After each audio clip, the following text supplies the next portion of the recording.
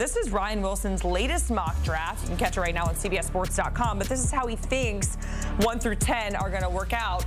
The Titans sticking with that #1 overall pick, taking Cam Ward out of Miami, and then Shedeur Sanders going #2 overall to Cleveland. We have the Giants going with 2A star Travis Hunter. So we have two guys from Colorado in this latest mock going in the top 3. Kelvin Banks there going to New England. They have their quarterback of the future, as mentioned, in Drake May. And then with the Jacksonville Jaguars going the D-line route with Mason Graham.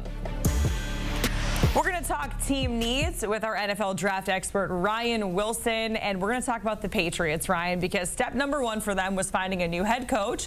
They did just that, to no one's surprise, and Mike Vrabel officially announcing him as their head coach today at a press conference. But what are the areas of need that they need to address in the upcoming draft?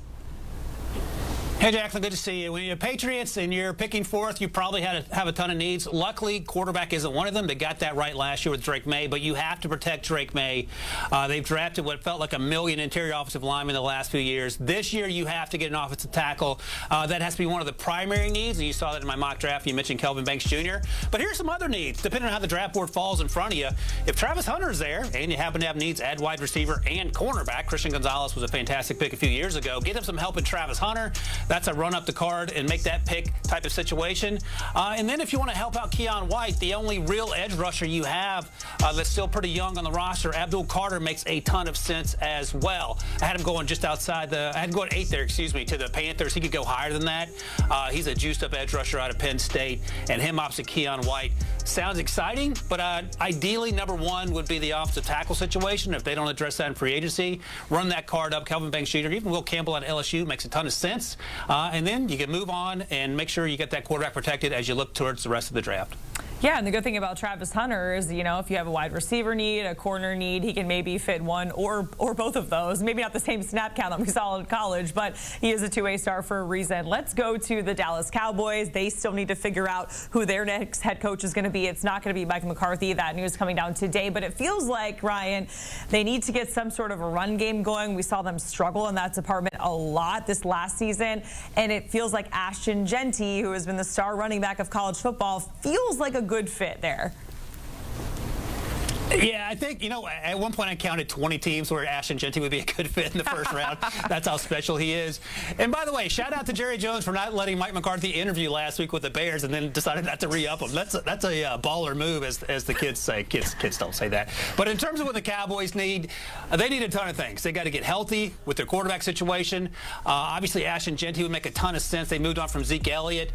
They get help at the linebacker position. DeMarvion Overshown had that serious knee injury. He might miss some or all of next season, and he was playing really well before the injury. Jahad Campbell at Alabama, who just announced he's still 20 years old. He is an absolute dude, and he's going to make himself some money as we get through this draft process, and we talk more about him. I actually had him going to the Cowboys in my last mock draft. And then if you want a wide receiver, and they need wide receivers, and Tedrow McMillan happens to be sitting there, if he falls to 12, the tall wide receiver out of Arizona, I think that would make a ton of sense as well to help out CeeDee Lamb. He is an absolute dude as well. I've talked to scouts who compared him to a more athletic version of Drake London. So that should get you excited if you're a Cowboys fan.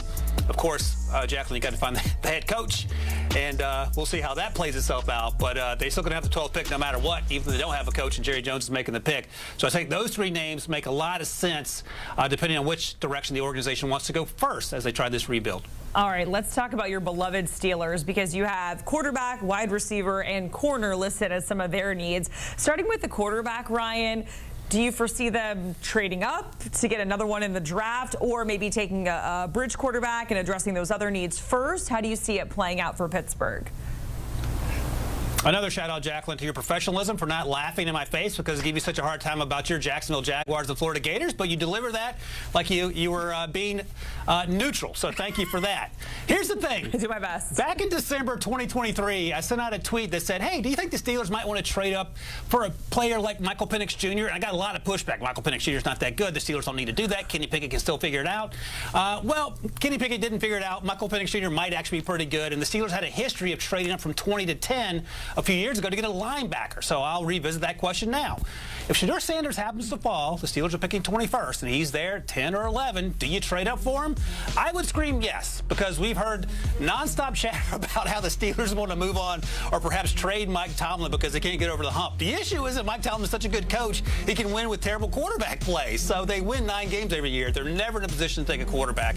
But if they decide to stick with Russ, and that's certainly a realistic possibility, he's been above average, no doubt about it.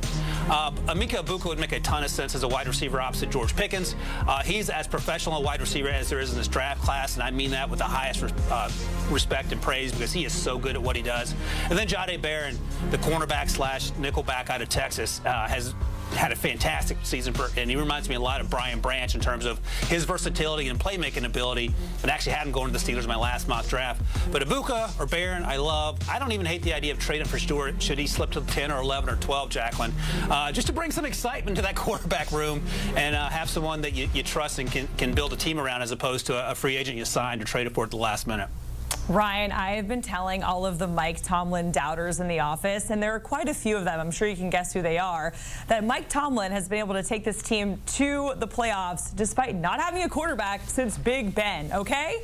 And you know I do like the Bengals, so it takes a lot from me, but, you know, my dad's from West Mifflin. I do have some Steelers blood, so I do feel a sense of loyalty to Mike Tomlin. Ryan, we certainly appreciate it, talking us through team needs for some of the teams out there in the upcoming NFL draft. And where is Shedeur Sanders? Where is Cam Ward going to go? We'll have to wait and find out. You can hear Ryan, by the way, on the With the First Pick podcast alongside the aforementioned Rick Spielman. Shout out for Pete Prisco.